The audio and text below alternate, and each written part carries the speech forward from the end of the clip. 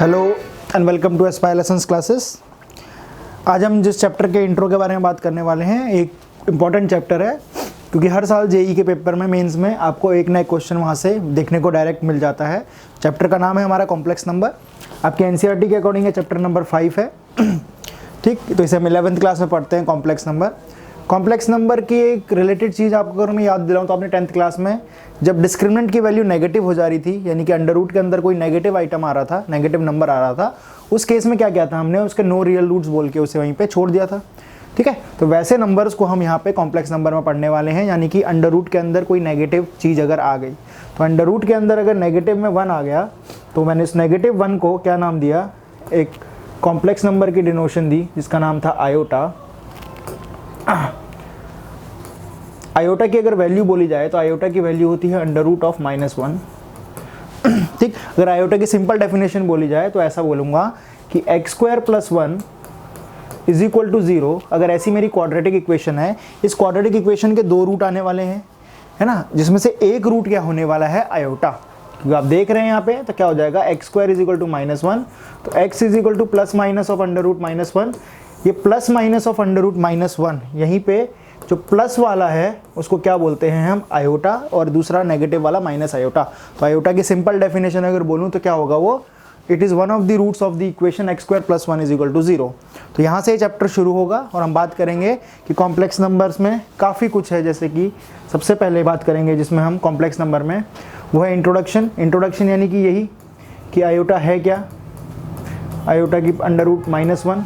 ठीक, और based on this iota, अभी आयोटा एक कॉम्प्लेक्स नंबर आ गया तो कॉम्प्लेक्स नंबर अपने आप में क्या है, एक ब्रांच बन गई जो रियल नंबर से भी बड़े नंबर माने गए।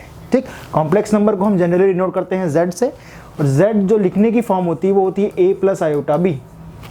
a यहाँ पे क्या है, इस z का रियल पार्ट है। सपोज एग्जाम्पल के लिए 3 + 4 आयोटा अगर ऐसा लिखूँ मैं, क्या है यहाँ पे 3 एक रियल पार्ट है जो कि a, और जो आयोटा के साथ लगी हुई पार्ट है उसे हम इमेजिनरी पार्ट ऑफ z कहते हैं। ठीक, तो z किसी भी कॉम्प्लेक्स नंबर का नोटेशन है। ठीक, अब इस कॉम्प्लेक्स नंबर में कुछ चीज़ें जो हम पढ़ने वाले हैं वो सबसे पहली है आयोटा की पावर्स। ठीक है, सपोज जैसे आपको पता है आयोटा अंडर रूट -1 होता है, आयोटा स्क्वायर अगर करूँगा तो वो -1 हो जाएगा। सिमिलरली आयोटा क्यूब की वैल्यू हो जाएगी माइनस आयोटा, क्योंकि आयोटा क्यूब को आप आयोटा स्क्वायर इंटू आयोटा लिख सकते हो। सिमिलरली आयोटा 4 क्या हो जाएगा, आयोटा स्क्वायर का स्क्वायर, जो कि हो जाएगा +1। ठीक, अगर आपको पता हो कि आयोटा की कोई भी पावर, कोई भी इंटीग्रल पावर इन चारों में से कोई एक वैल्यू लेती है, इसके अलावा कुछ नहीं लेती। क्योंकि सिमिलरली अगर आप आयोटा की पावर 5 लिखेंगे तो इसको आयोटा की पावर 4 इंटू आयोटा लिख दूंगा तो कितना हो जाएगा, ये under root -1। Similarly iota square जो होगा आयोटा 6 के बराबर वैल्यूज़ देगा। तो वैल्यूज़ केवल 4 ही आती हैं, आयोटा की कितनी बड़ी इंटीग्रल पावर आप ले लीजिए। ठीक है, तो ये सब इसमें पढ़ने वाले हैं। और हाँ, एक चीज़ और, यहाँ से अगर आप इन 4 कंसेक्यूटिव पावर्स को ऐड करेंगे तो आप देख पा रहे हैं अंडर रूट -1 और ये माइनस आयोटा कैंसिल हो रहे हैं, यहाँ पे -1 और +1 कैंसिल हो रहे हैं। इन चारों इंटीग्रल पावर्स का सम कितना आने वाला है, 0। तो ऐसी कुछ चीज़ें, ऑपरेशन हम इसमें इंटीग्रल पावर्स में पढ़ेंगे। ठीक, उसके बाद अलजेब्रा। आप कॉम्प्लेक्स नंबर अपने आप में एक ब्रांच बन गई स्टडी की, तो इसमें अलजेब्रा भी इंक्लूड होगा। अलजेब्रा यानी कि जैसे एडिशन, 2 कॉम्प्लेक्स नंबर को ऐड कैसे किया जाए, उनके सब्सट्रैक्शन, मल्टीप्लिकेशन, डिवीजन और स्क्वायर रूट, ये सारी की सारी चीज़ें अब आप, जैसे आपने रियल नंबर्स में पढ़ी थी एडिशन सब्सट्रैक्शन, वैसी ही सारी चीज़ें अब कॉम्प्लेक्स नंबर्स में ही पढ़ेंगे। एडिशन का मतलब सपोज Z1 और Z2 कोई 2 कॉम्प्लेक्स नंबर है तो Z1 + Z2 उनका एडिशन, Z1 - Z2 उनका सब्सट्रैक्शन, Z1 इंटू Z2 ये उनका मल्टीप्लिकेशन, और Z1 upon Z2। 2 complex numbers को हम डिवाइड कैसे करें, और अंडर रूट ऑफ Z1, यानी कि अगर a + आयोटा b टाइप का कोई आपका कॉम्प्लेक्स नंबर है, इसका अगर आप अंडर रूट करेंगे तो कैसी वैल्यूज़ आएंगी। ठीक, पहली बात तो अंडर रूट किसी भी कॉम्प्लेक्स नंबर का एक कॉम्प्लेक्स ही आता है। ठीक, उसके बाद आइडेंटिटीज़, कुछ जनरल आइडेंटिटीज़ हैं हमारी कॉम्प्लेक्स नंबर में। ठीक है, जिस प्रकार की आपकी रियल नंबर्स में थी वो सारा का सारा हम इस अलजेब्रा ऑफ कॉम्प्लेक्स नंबर्स में पढ़ने वाले हैं। ठीक, उसके बाद 2-3 चीज़ें हैं कॉम्प्लेक्स नंबर के बारे में जानने के लिए। पहला है मॉडुलस, दूसरा है conjugate of a complex number, और तीसरा है आर्ग्यूमेंट। ठीक, मॉडुलस आपको पता है, सिंपल। अगर किसी प्लेन की बात करूं, सपोज ये आर्गन प्लेन है मेरा या कॉम्प्लेक्स प्लेन। हाँ, एक कॉम्प्लेक्स नंबर्स को आप नॉर्मल कार्टेशियन प्लेन में नहीं रिप्रेजेंट करते हैं, आप इसे आर्गन प्लेन में रिप्रेजेंट करते हैं। तो मॉडुलस क्या होता है, ओरिजिन से उस पॉइंट का कॉम्प्लेक्स नंबर में, है ना। यहाँ पे जो एक्स एक्सिस थी हमारी, यहाँ पे वो रियल एक्सिस बन जाती है। जो हमारी वाई एक्सिस थी यहाँ पे, वो इमेजिनरी एक्सिस बन जाती है। यानी a + आयोटा b में a आप एक्सिस पे प्लॉट करेंगे क्योंकि रियल पार्ट है, और वाई क्या है, आप आयोटा के साथ लगने वाली चीज़ आप वाई एक्सिस पे प्लॉट करेंगे क्योंकि वो इमेजिनरी पार्ट है। तो ये सारा का सारा खेल ये है, ये आर जिसको मैं मॉडुलस कहता हूँ, या फिर आर को मॉड जेड भी लिखते हैं हम। मॉडुलस क्या है, ओरिजिन से उस पॉइंट का डिस्टेंस। आर्ग्यूमेंट क्या है, ये लाइन जो एक्स एक्सिस के साथ पॉजिटिव डायरेक्शन के साथ जो एंगल बना रही है वो क्या है हमारा थीटा, ठीक। और कॉन्जुगेट क्या होता है किसी भी कॉम्प्लेक्स नंबर का, अगर a प्लस आयोटा b कोई कॉम्प्लेक्स नंबर है तो इसके कॉन्जुगेट की बात करें तो वो a माइनस आयोटा b होगा, यानी सिंपली इमेजिनरी पार्ट का आप साइन चेंज कर देंगे।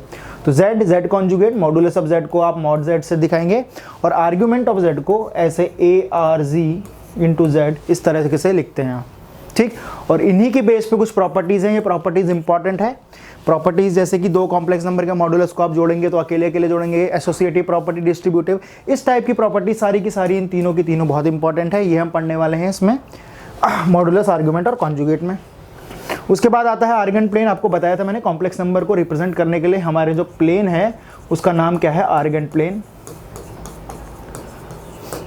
आर्गन प्लेन में पोलर रिप्रेजेंटेशन का मतलब क्या है, इसकी मॉडुलस और थीटा की टर्म्स में किसी भी कॉम्प्लेक्स नंबर को लिखता हूं तो z की पोलर फॉर्म आपको पता है r cos theta plus iota sine theta, ये होती है।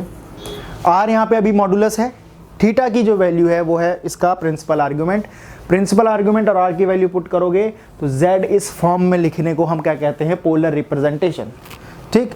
तो एक तो सिंपल हमारी एल्जेब्रिक रिप्रेजेंटेशन थी a प्लस आयोटा b, इसी a प्लस आयोटा b को आप पोलर रिप्रेजेंटेशन में r cos theta plus iota sine theta की फॉर्म में लिखते हैं। तो ये सारा का सारा रिप्रेजेंटेशन। हाँ, और यहाँ से हम एक चीज़ और सीखेंगे, कन्वर्जन, है ना, किसी भी कॉम्प्लेक्स नंबर को पोलर फॉर्म में कन्वर्ट करना सीखेंगे। इसके बेस पे आपके एनसीईआरटी में काफ़ी क्वेश्चंस दिए हैं, तो इस टाइप की कन्वर्जन यहाँ पे पढ़ने वाले हैं हम। उसके बाद एक और फॉर्म आती है हमारी, एक तो एल्जेब्रिक फॉर्म थी नॉर्मल, एक थी हमारी पोलर फॉर्म, और एक आती है आइलर फॉर्म। आइलर फॉर्म यानी कि r e to the power iota theta की फॉर्म में लिखते हैं आप किसी भी कॉम्प्लेक्स नंबर को। r यहाँ पे अभी भी मॉडुलस है, r cos theta plus iota sine theta, ठीक है। तो r यहाँ पे मॉडुलस है, e क्या है, आइलर फॉर्म में है, e वही है हमारा मैथमेटिक्स वाला नेपियर्स कांस्टेंट, इसकी पावर क्या है, आयोटा थीटा। थीटा यहाँ पे क्या है, हमारा आर्गुमेंट, प्रिंसिपल आर्गुमेंट। तो ये होती है आइलर फॉर्म, और आइलर्स फॉर्म की हम कुछ प्रॉपर्टीज़ भी पढ़ने वाले हैं साथ ही में, कैसे रिप्रेजेंट किया जाए इसको, ठीक।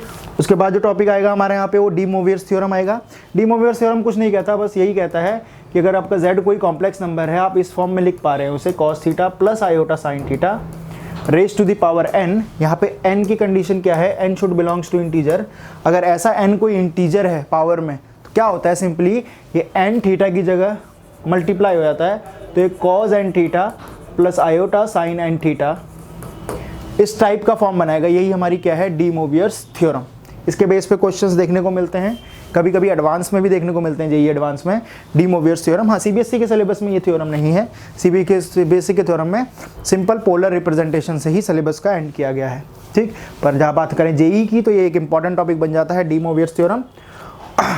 और उसके बाद पढ़ेंगे हम क्यूब रूट ऑफ यूनिटी। आपको सबको पता है कि अगर x cube is equal to 1 है, x cube is equal to 1 है, क्यूबिक होने के कारण इसके 3 रूट आते हैं, है ना। जनरली हमें एक रूट पता होता है 1, बट बाकी बचे हुए 2 रूट इसके जो हैं वो कॉम्प्लेक्स आते हैं, उनको एक को हम ओमेगा, एक को ओमेगा स्क्वायर रिप्रेजेंट करते हैं।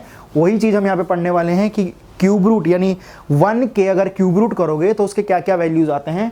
3 वैल्यूज़ आती हैं, एक 1, एक ओमेगा स्क्वायर, ठीक है। Similarly nth root of unity, आप क्यूब रूट ही नहीं कोई भी nth रूट करने जा रहे हैं यूनिटी का, तो वो सब पढ़ेंगे हम, ठीक है।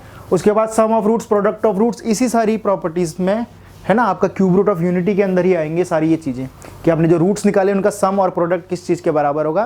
तो ये भी अपने आप में एक इंपॉर्टेंट टॉपिक बन जाता है। यहाँ से बहुत बार मेंस में सवाल पूछा गया है, जेईई मेंस में, ठीक है। तो इस टॉपिक को मिस नहीं करेंगे बिल्कुल।